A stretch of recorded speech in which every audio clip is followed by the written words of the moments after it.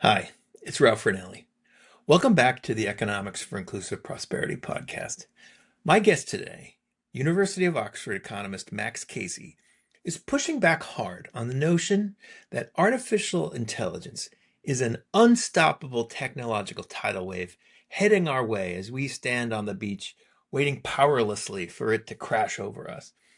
That view of AI is wrong, or at least conveniently incomplete, says Kasy, who runs the Machine Learning and Economics group at Oxford and who's just written a new book called The Means of Prediction. The title is a play on words, referencing what Karl Marx and Friedrich Engels called the means of production, the industrial assets that gave their capitalist owners the power to define social classes according to their interests. Pull aside the curtain on AI development, Kasy says, and you see something similar. AI is just a tool. Yes, a powerful one, but nonetheless one being shaped as we speak by specific choices made by specific people with specific interests. And understanding that, he says, is the first step towards doing something about it. He joins me today to talk about ways to give users and the public a say in AI's development and deployment, why strategies like protecting individual data privacy are unlikely to help, and what things like transparency requirements, basic income, and job guarantees have to do with making AI work for everyone, rather than just a handful of tech giants. So let's get to it. Hi, Max. It's nice to see you. Great to have you on. Hi, Ralph. Very nice meeting you. Yeah. Well, I wanted to start with your background because it's really interesting, sort of how you've ended up where you are now in terms of your research interest. You've had a long-standing interest in inequality, but also mathematics and statistics, and you run the Machine Learning and Economics group at Oxford. Can you talk a little bit about how those interests converged and merged with researching AI? Sure. So by training, originally, I have a background, as you mentioned, in mathematics, statistics, but then did an econ PhD.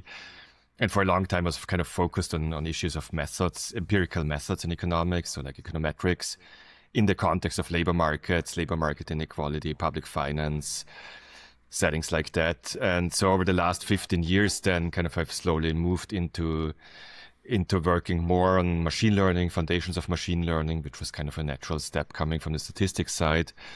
And I've separately been doing more empirical economics work on issues like job guarantee, basic income, which maybe we'll talk about later. And so kind of coming out of this interest, I've started to work on more and more on kind of questions of what's the social impact of AI, how should we think normatively about what AI does, as a society, how should we think about regulating this kind of technology.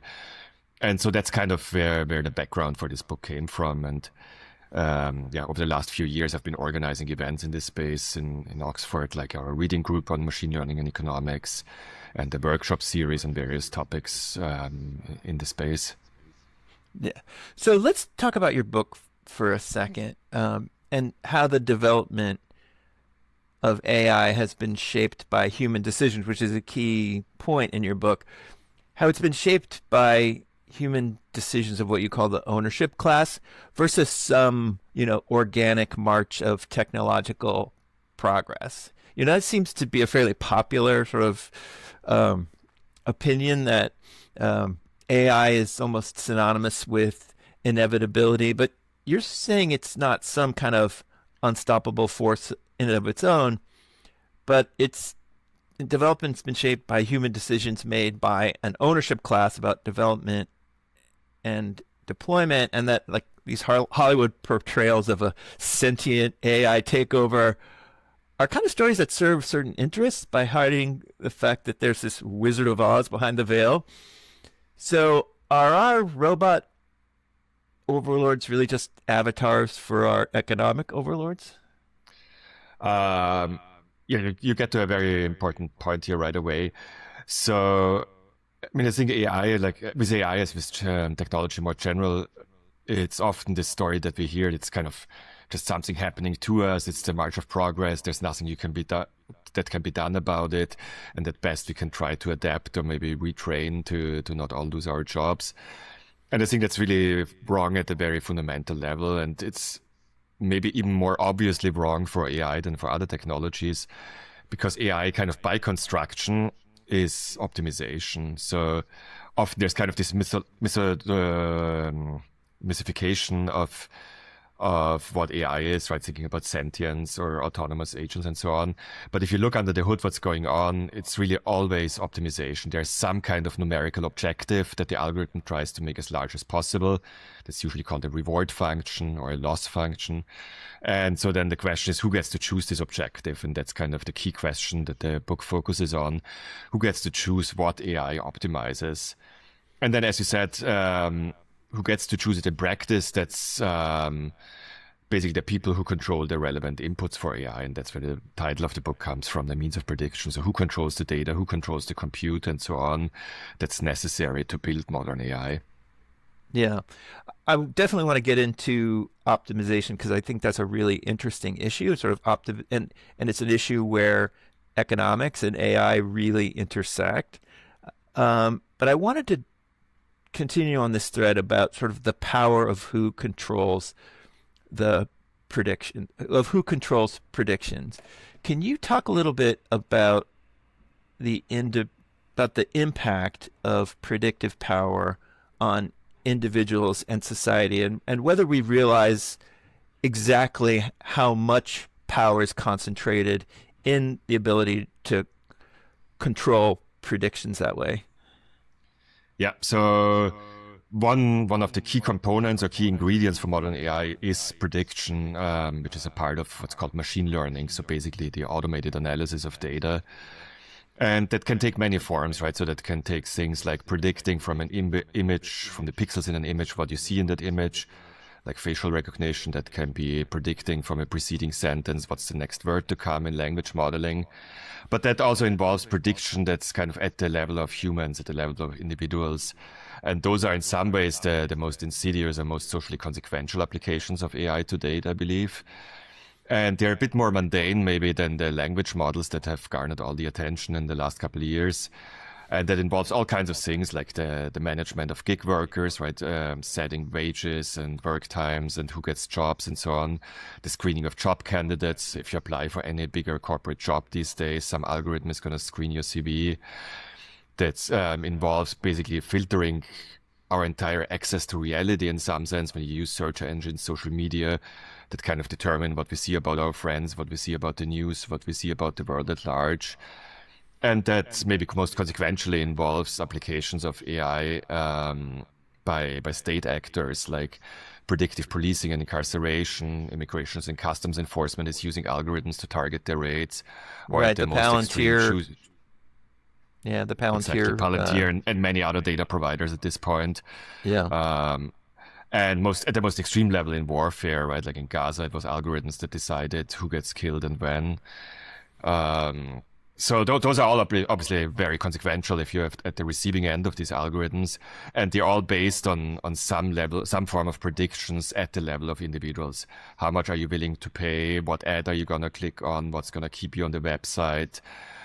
Who is likely to not have documents, and so on. And it's pretty remarkable that all this power is concentrated in sort of non-state actors to a majority, a vast majority degree, I would think. We talk a little bit about sort of how we got here in terms of privacy safeguards? Because it seems like we've moved way past the old privacy safeguards that were put in, and you say they were kind of based on the individual, right? And they focused on individual data privacy, which just doesn't cut it anymore. Can you just explain how that works? Yeah, so I mean, all these applications that I just mentioned, right? Like it's all about first gathering data about individuals and then making predictions for those individuals. And so a natural response that you might have is to say, well, individuals need to have control over their data. And that kind of makes sense on some level, right? So you should have a right to know what data is collected about you, maybe a right to be forgotten, a right to use services without sharing your data. And that's kind of the core idea of traditional privacy rights. The extent to which they exist vary a lot across countries, right? So they are much more developed in the EU, say, than most of the US. Though places like California have adapted some of the EU laws. But at the end of the day, all of these like privacy regulations are based on the idea of individual property rights over the data that concern you. And as you say, that's at the end of the day not going to save us, and for a fairly fundamental but maybe not obvious reason. And that reason is that AI is always about learning about patterns across people, right? So it's never about your individual data. It's kind of what data about people that are similar to you allow the algorithm to learn about you, right? And so anytime you share your data for learning purposes for an AI, then it's learning patterns, and these patterns affect many other people. And so that's kind of similar to climate change, right? When I emit carbon by flying or doing something else, doesn't really impact my chance of being a victim of climate disasters. But if all of us do it, it very much impacts our risk of climate disasters. And so it's kind of the same with AI. AI learns patterns across people. Me sharing data doesn't impact myself, but it impacts everybody else. And if you collectively do it, it can have massive consequences, positive or negative, that just cannot be prevented or promoted by individual level property rights. Yeah. Well, I'm interested because I think people have a very negative view in general now about AI application and machine learning applications and things like lending and credit checks and sort of decisions on incarceration. But you said there were positives too. Can you talk a little bit about what the positives are? I mean, in all of these domains, right, you can use the predictive algorithms and the automated decision systems for all kinds of objectives or ends. And the key question is, at the end of the day, who chooses these ends? And just to give you one example, right, like take health data. Imagine, and that's a very real scenario, imagine we get better and better at predicting individual disease risk for various diseases, let's say cancer or something like that. Again, like you share your data about your health records, that allows the algorithm to learn to predict other people's cancer risks, say. That could be used by private health insurance companies to exclude you from insurance, right? And at the end of the day, lead to an unraveling of any kind of social sharing of health risks, where it's each unto their own at the end of the day. Or the very same predictions could be used for preventive treatments and making sure people get health care before things escalate and make everybody's health better off, right? The same is true in many other domains. Where, I don't know, maybe algorithms could help you find important and interesting information online, or they can be used to promote hate speech, amplify teenage mental health issues, you name it. Again, there's nothing that's predetermined in the technology about what it's being used for. Those are choices that are being made by someone. Yeah. What do the one thing that I've always wondered is, in terms of, I guess there are different kinds of predictions and different quality of predictions, right? But there's also, I think the term is reflexive predictions, where the prediction actually influences that which is being predicted and changes it. Does that happen with AI, and how does that work? Absolutely. That's something that the field of machine learning has been discussing under the name of performative prediction in recent years. So this idea, right, that you make predictions about people and then they react because the predictions are consequential for them, right? So credit scoring would be a classic example, where people try to game the credit scoring algorithm to get the mortgage they need to buy a house or something like that, which then maybe invalidates the original patterns. And it's a bit of a cat and mouse game between the predicting side and the people that predictions are being made upon. So let's start. So I wanted to talk about, I think, the public understanding of this.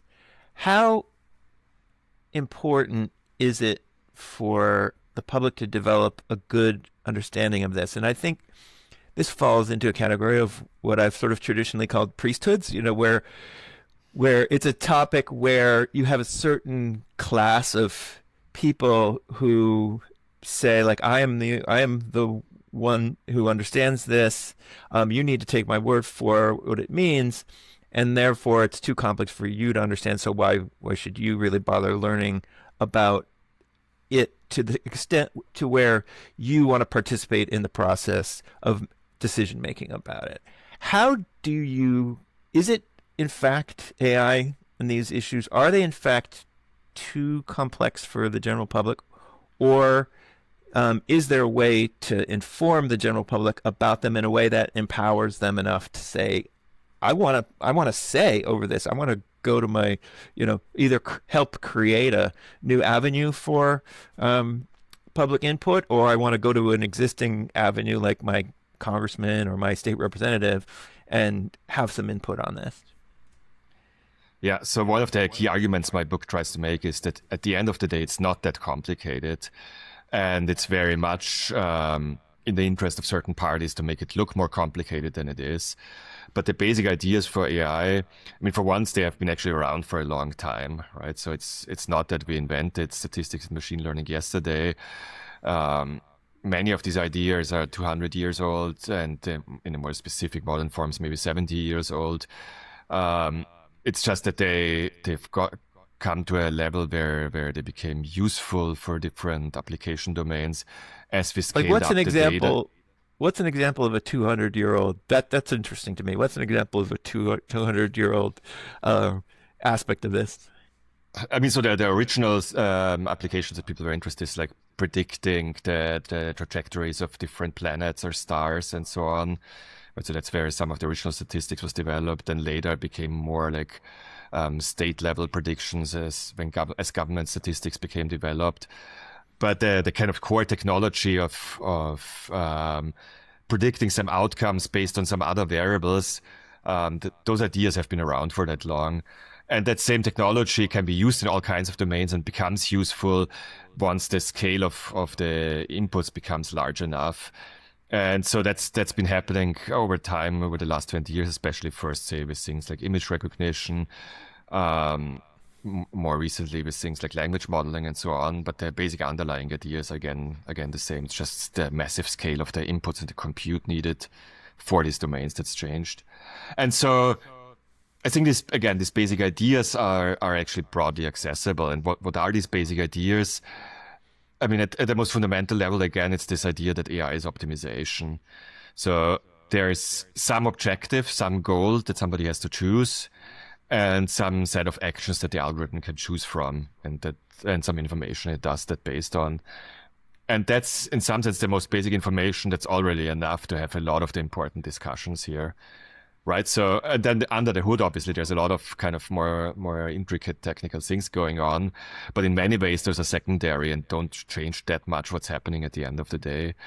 So say to discuss what the Facebook algorithm does to our public sphere, our mental health, or social interactions, it's important to know that it maximizes ad clicks, and as kind of an intermediate goal to get there, that it maximizes engagement, keeping you on the website. Beyond that, not that important that you know what's the latest neural network architecture that's used to do this optimization, right? And so that the same kind of carries across all kinds of application domains. And then it's useful to go a little bit deeper than this idea that there's something being optimized. But at the end of the day, that's the core thing we need to have a public understanding about.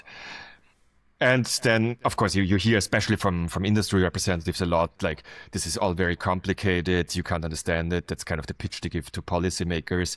Leave it to us to self-regulate. There's an obvious material and social political interest behind that, right? They want to keep control, they want to keep their profits. But that doesn't mean that the stories that they're telling are accurate. And so I think, one thing that the book tries is explain these key ideas of how machine learning works as a precondition for then having a broad public debate about what we should want to do with it and who should call the shots about what it's being used for. Yeah. So you said the first step is transparency. right? Yep. And that you could require companies similar to the way they have their corporate financing reporting requirements, that companies that use AI could be required to disclose like what their objectives are for their use of AI and what their algorithms are trying to maximize or optimize, as you're saying.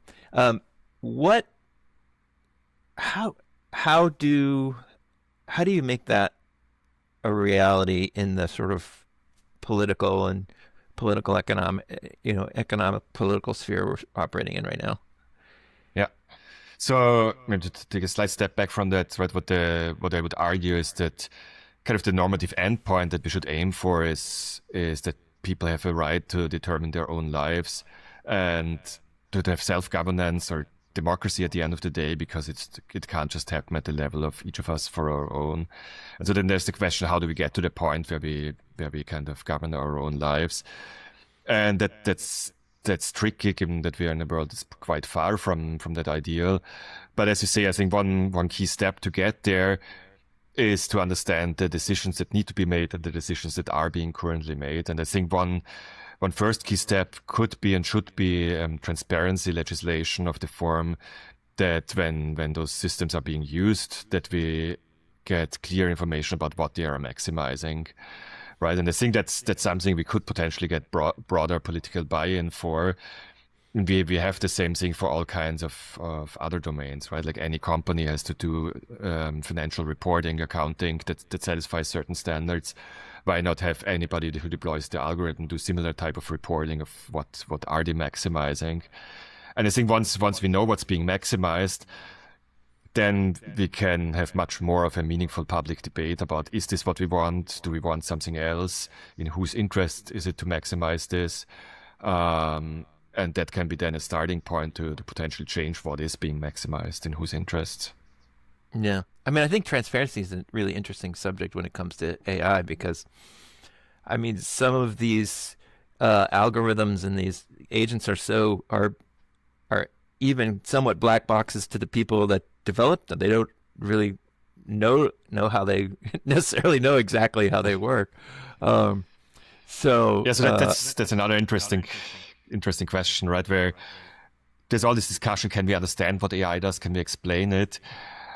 And there's a lot of confusion, I think, what we mean when we say explain or understand. And I would like to distinguish three different levels at which you can explain what an AI is doing, right? So there's the type of thing that engineers are typically interested in, which is like you have this really complicated function, like a neural network, that somehow maps its inputs to some output or some decision or some prediction. And understanding that function is in a way useful for the engineers for debugging purposes, for figuring out, is this really doing what I wanted to do? What's going wrong? And it's kind of scientifically interesting. But that's very different from the type of explanation we would typically care about in a more social context, where there's the more individualized version, again, that lawyers often care about, which is a decision was made that affected you and you're unhappy about the decision maybe, and you want to have an explanation why that decision happened, right? So say you applied for a job, you didn't get the job, and then you want to know, why did you not get the job? Maybe it was for some discriminatory reason, for some characteristics that shouldn't matter. Maybe it was for some reasons that you could easily change and that you want to change if you apply again. So those are kind of individual level explanations of the decision. But then there's explaining the whole system, and that gets back to what I was just saying before, which is explaining, again, what's being optimized in whose interest over what set of possible actions based on what information. And I think that's the kind of explanation that's most important for thinking about regulating, about thinking about democratic governance. And so that kind of explanation is much more easily accessible, while the type of explanation that the engineers and scientists want, that's kind of very much an open question. There's this whole field of so-called mechanistic interpretability that has sprung up over the last couple of years, which is basically people trying to understand what a specific neural network is doing. Yeah. So what is the sort of bird's eye view of those different and competing and sometimes competing groups who have an interest in AI? What are the different groups what are they? What are their incentives? And like, what are the stakes for each of those groups? I mean, we've talked about sort of the sort of the owners of technology group, and then we've talked about the public. But you also mentioned like scientists and engineers, and um, what are those different groups? What do they want, and how do the things that they want interact with each other? Yeah, I mean, it's all very much not monolithic, I think, right? And so you've private actors, you have state actors, and the state is not like a one thing either, right? There's many different parts of the state. But I think, I mean, a large part of AI machine learning to this day is commercial, corporate. A lot of it's still geared towards selling ads at the end of the day.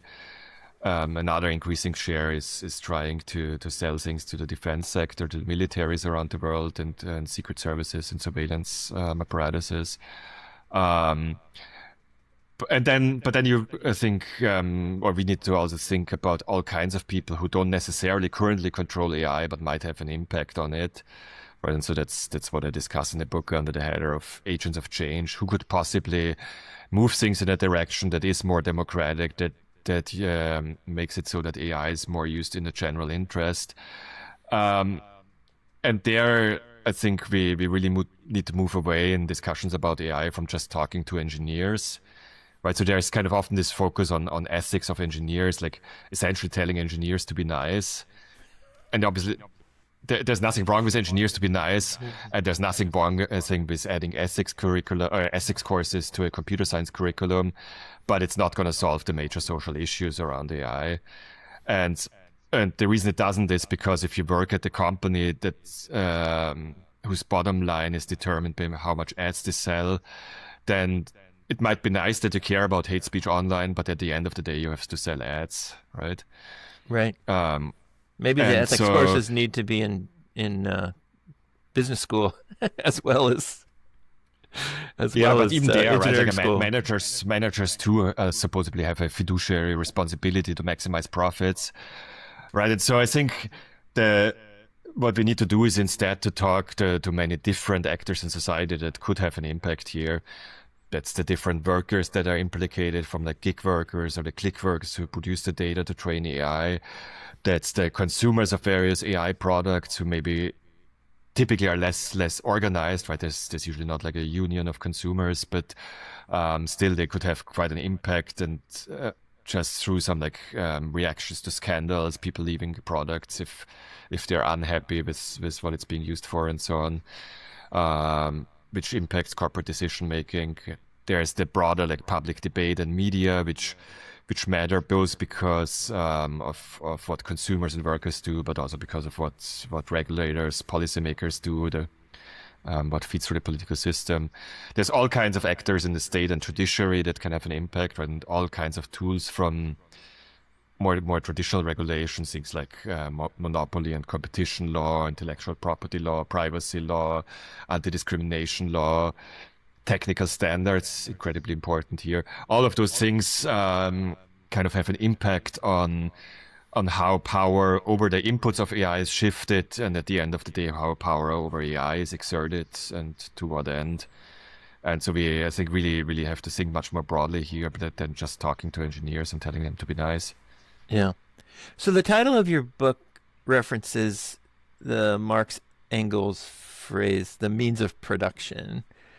I think if one could imagine that if Marx and Engels were around today, they might advocate for public ownership of the means of production like they did for the means of production. And you mentioned state actors. Is there a case that this is such a public good with such potential downside risk that public ownership makes sense?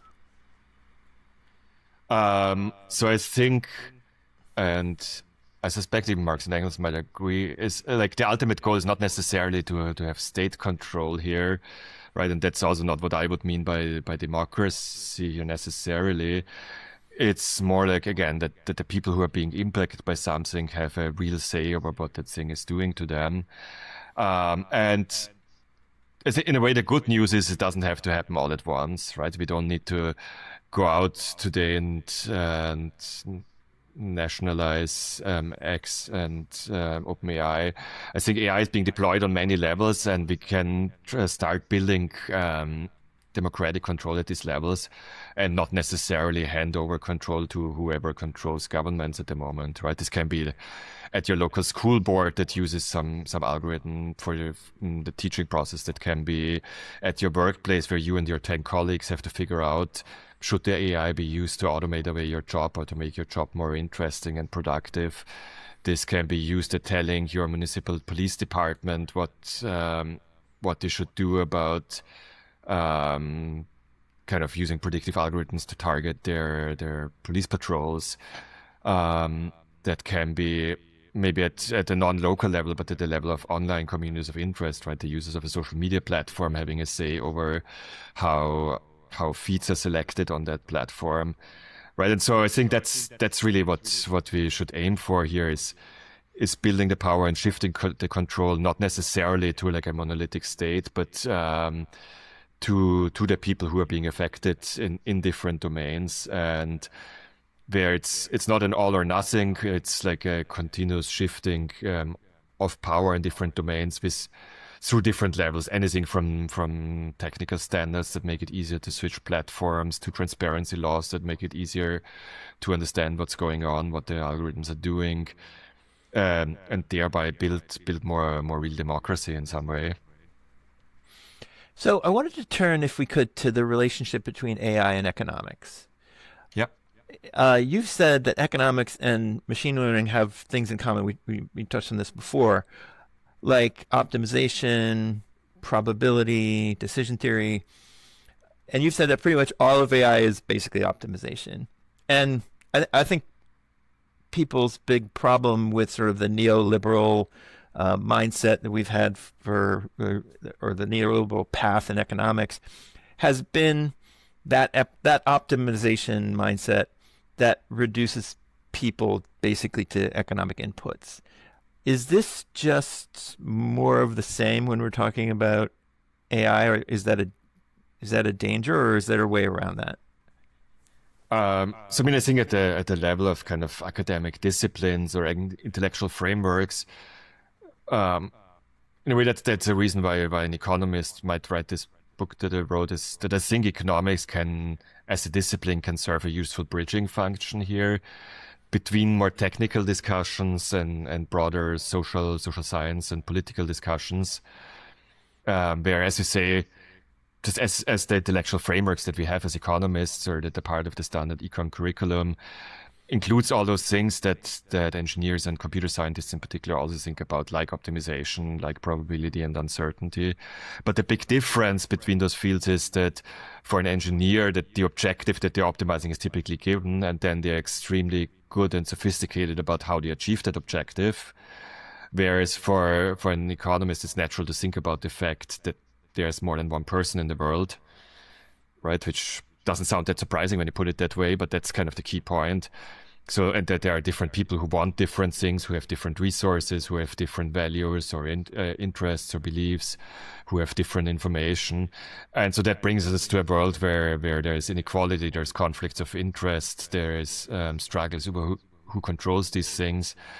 And that I think provides a useful unifying perspective here to think about social conflicts around what technology is used for. So that's kind of at the high level of academic disciplines. In terms of people being worried about the optimization mindset, I think again it all boils down to what is being optimized, right? You can optimize profits at the expense of human well-being and environmental degradation, and you name it.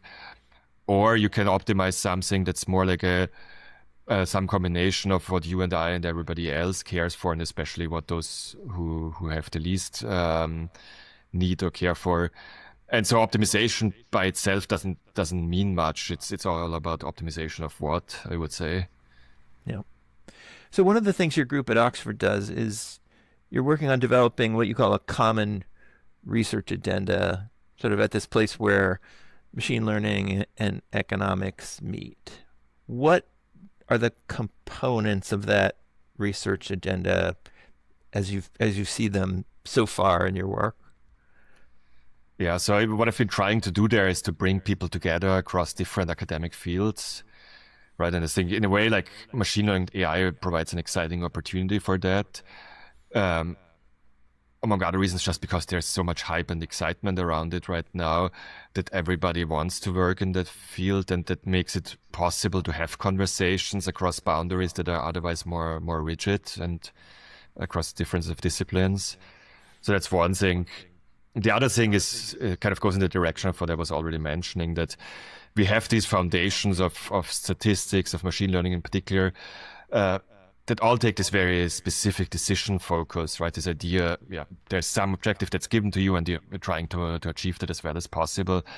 And I think that's in many ways that misses both what, as we've discussed at length already, what machine learning does in a society. It also misses what kind of more traditional statistics does, which I think is much more about describing things and communicating them across people, rather than about you as an isolated person making a decision based on data, right? That's not really what we do when we do science, but that is how we teach statistics in all our standard statistics courses across disciplines. So that's kind of, I think, in a way, the key high-level angle is to think about the world where there's more than one person. Right, which is very much on brand for this podcast and the network, the Economics for Inclusive Prosperity network. What are the possible effects, do you think, of AI, both positive and negative, on an economics that has this broader view of what prosperity is? I mean, I think again, at the level of academic work, the hype and excitement kind of opens new avenues where people are open to exploring new ideas, and that's exciting and fun. I think at a broader social level, what it implies economically, I mean, in a way, it's going back to the title of the book, The Means of Prediction, right? Is what controlling assets does, or how we think about it as economists, is usually two things. It gives you an income stream potentially, right? Owning an asset gives you the right to derive the income that's generated by the asset, and gives you control rights. So the book focuses more on the control rights, but it's really both that matter, right? It's like actors, companies appropriating control over data, scraping the internet and reselling it to us. That's a massive redistribution of income and concentration of income in smaller and smaller number of hands. And it's a concentration of control, again, over what's being optimized in whose interest. And I think both of those matter. And I think there's a very real risk that all of this results in an even greater economic inequality, both through the concentration of income streams from that come at the end of the day from knowledge, from information, data, and the impacts that it might have on the labor market, depending on how it is used. On the labor market impact, right, it's one of the big fears about AI is it's going to replace all jobs, everybody will be unemployed, and in a way that's a fantasy that many of the Silicon Valley guys feed into, where they're like, they believe like they are the smart guys, everybody else is at the end of the day unnecessary or useless, we're going to replace them by robots, and then maybe we're going to prevent the revolution by giving them a little basic income. I think that's both kind of a delusional hubris, but I think it's also, again, goes back to the point that we have agency, which is something that other economists have also very much emphasized in recent times, people like Acemoglu and others, right, where there's nothing predetermined about the labor market impact of a technology of AI. It's such a general purpose tool, right, learning based on data and making automated decision to optimize something, which is at the core what's going on here. It can be used for so many different purposes. It can very much be used to automate away jobs, to repress wages, to reduce the labor force, drive up unemployment. with the goal of increasing profits, or it can be used in very different ways to maybe to take away the drudgery of or road work that goes along with many jobs, to make it more interesting, to level up where maybe it's increasing more the productivity of those who have less training or education. Right, I mean, there's a lot here, depends also on the creativity of how it's being used, but that in turn is going to depend on, again, who calls the shots. Is it done only in view of shareholder value to depress wages in the labor force to maximize profits, or is it done maybe in co-determination with workers, with the workforce, and with their interests in mind? And I think that is very much going to determine what the labor market of AI is going to be. Yeah. Well, it's interesting to hear you talk about sort of the Silicon Valley view of, the robot replacement theory and universe and a basic income, because you've done considerable work on basic income. How do you see those two? But you're clearly skeptical that we're all going to be sort of sitting at home with our basic incomes, and that the robots are going to be doing all the work.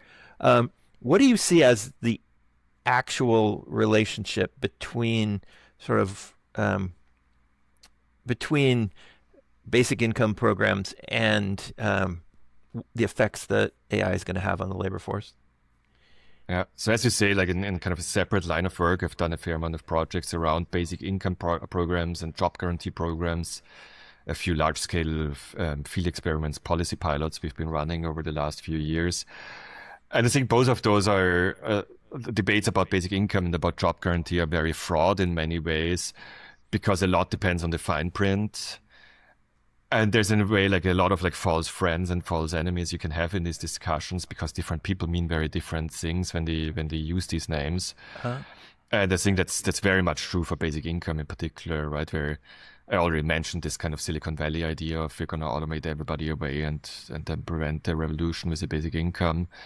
But I think there's also a much more progressive way of thinking about what these programs can do and cannot do.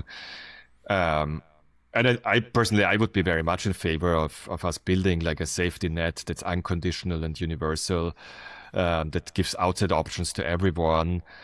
And for many people, that's in particular income, but it's not just income alone. And so that's where the job guarantee programs come in that I think are relevant in particular for more disadvantaged groups that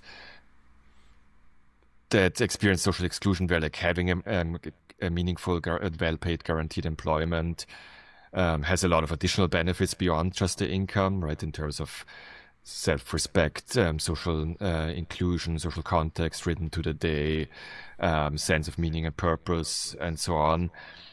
And I think both of those are important. But what's common to basic income and job guarantee programs is really that they should provide unconditional outside options. I think that's really for me the core general idea here. This idea that if you're in a shitty situation, you have to have the option to leave that situation, to say no, and to have a fallback that gives you a decent life. And by just having that fallback, in many cases, you will not even be in a situation where you actually need to use it, because it strengthens your hand, right? It strengthens your hand in an abusive employment relationship. It strengthens your hand maybe in an abusive private relationship that it allows you to leave. It strengthens your hand relative to a government bureaucrat who might abuse their power. Having an unconditional outside options in all these contexts is going to improve your situation, even if you don't need the outside option at the end of the day. Yeah, no, it's I thought that part of it was fascinating, because it's almost, you could almost characterize it as not just a basic income program, it's sort of a universal basic power program, right? Because of the significant empowerment that lies below just what the income or the job guarantee, or that job guarantee represents. And it's with many union activists are skeptical of basic income, but a lot of that comes kind of out of the flip side of hearing this Silicon Valley type idea of let's just replace everything and keep people alive by a little bit of money. And also based on this fine print that for some people comes along with like, oh, let's just replace all public services and other like education, health, and so on by just a cash transfer, which I think would be a bad idea. But you could also think about it very differently in a way that might resonate more with union folks, right? Which is to say, it's an unlimited tax-financed strike fund, right? So that could massively strengthens the bargaining power of unions if you think about it that way. Right. Yeah. So fine print and framing matters here. Yeah. So just nerding out for a second before the end of our time. I was really interested in what you called optimal tax theory and its relationship with this, the magic bucket. Could you just explain the magic bucket and how it works? Sure. So the traditional way that economists often talk about taxes is that there is kind of this trade-off between, on the one hand, we want to redistribute to those who need the money more.